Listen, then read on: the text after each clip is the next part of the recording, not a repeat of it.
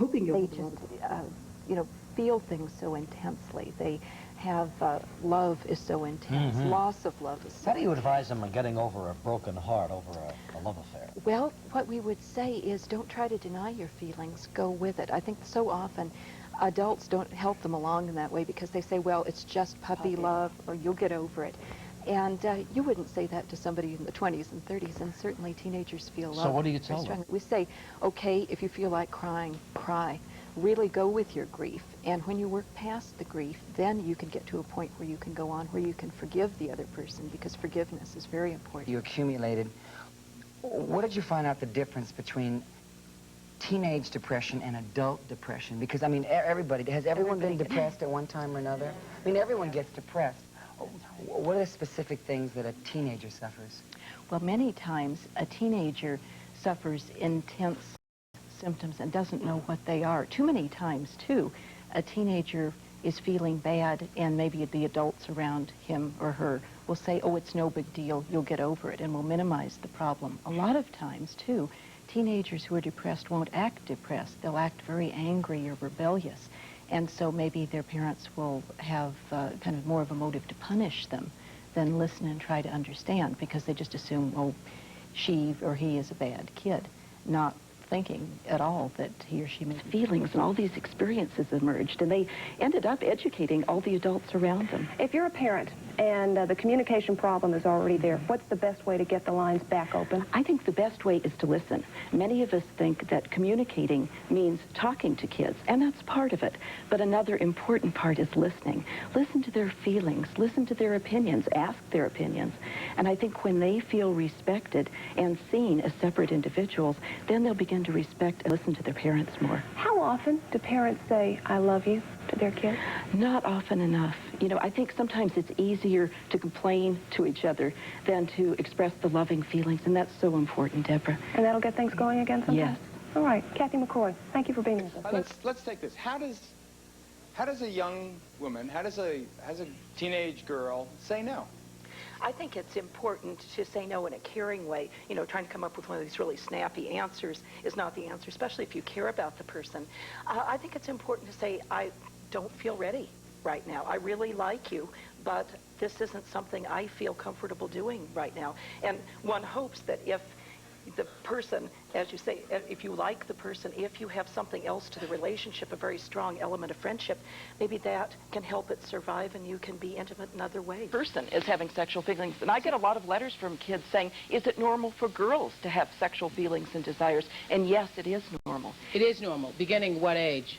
Oh, any age. You know, even little kids can have sexual feelings. They don't call them sexual feelings, but you do have sexual sensations. And certainly, as you get into puberty and you start developing, these become very specifically sexual. Do you sexual. think parents... There is salvation for the single mother.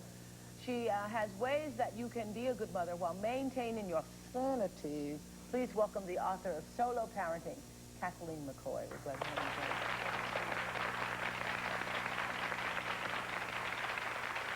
We were discussing before you came out the whole issue of children feeling embarrassed about coming from single homes. And I was saying that I would think that that would be changing since there's so many single parents. Yeah. It should be. Yeah. Although one of the things I was thinking when I heard that was that children are embarrassed by their parents, whatever their family situation. Yeah. You know? Yeah. They're embarrassed by, you know, it's funny, you never thought you would grow up to be, you know, gross and embarrassing, but yeah. They're going to be embarrassed by anything. And I think sometimes they use the single parent situation because that's an area of vulnerability. And also, I think that there's a lot of pressure on single parents. We still use the word broken home, which I'm glad you brought that up, because I did interviews with about 150 single parent families for my book, and I didn't find any broken homes. I found families, working families, loving families. And so I think that the pressure... Which is the point Madeline made, that she feels like a whole family. Yeah. Exactly. There's nothing missing, really. And I think that a lot of single But a lot parents, of people would disagree with you. Yes, something is missing. There's a father there's missing. a father. And if she were a single father, there would be a mother missing. That's true. And I think that, but in some marriages, there is a parent missing emotionally. True. So, you know, I think the optimal family, the Leave It to Beaver family never existed. Huxtables. Yes, exactly. they never existed anyway. And so I think They that do exist somewhere out there. somewhere, I haven't Yeah. found any. Yeah. But I think that single parents feel a lot of pressure. I think this came up earlier, that I can't just be a parent who and do the best I can. I have to be super parent. I have to be better than a parent in a Doesn't it come into play what I was saying earlier, that parents, be it a single father or single mother, try to be both parents, and you can't be both? You can't. You can only be the best parent you can be. And a lot of it is going day by day, you know, meeting challenges as they come up. And I think Lynn... Isn't it difficult to do, though, because the challenges come up and you've never done this before? No. And the problem is you don't have somebody to support you, to pat you on the back and say, you're doing right, or you made the right decision, or yes to you. It's scary, and it's lonely. Yeah, it's scary and lonely. It's depressing, because one of the real things, a factor that I found when I was interviewing single parents, but who was really coping wonderfully and who wasn't, I think the ability to be a person as well as a parent, to find little moments of pleasure to balance your life is important. But money was a big factor, because money buys options. Aren't single mothers the most depressed group in the country? They are. We talk about the feminization of poverty, and it's really true. And I think there's the study showing that a woman's income after a divorce goes down something like 73%. A man's income goes up by 42% in the first year after a divorce. Amazing. Because you went... How do you suggest parents draw a distinction between what they did and what they expect their kids to do? Well, I think it's important for parents to share as much information as possible of a factual nature with their kids, particularly in the areas of sexuality, drugs, and alcohol.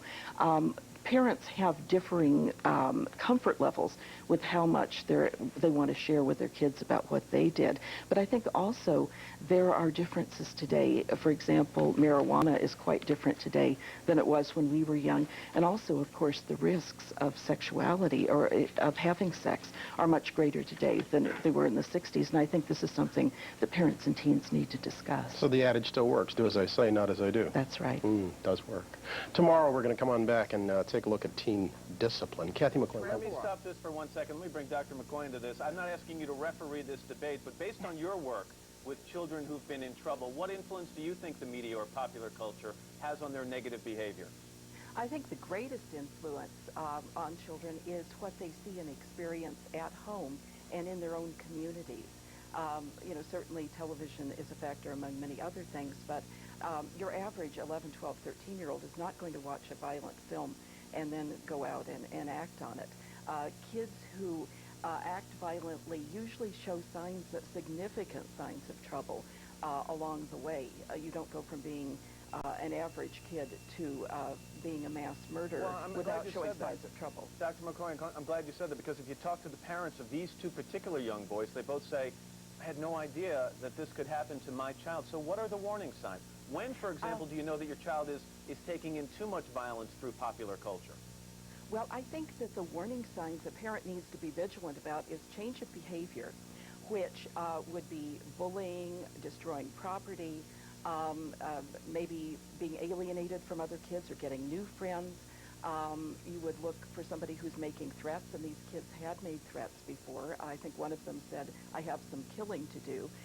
When a child says that, chances are most of the time they're not going to act on it, but that shows that the child is troubled and angry and has to learn how to resolve anger nonviolently.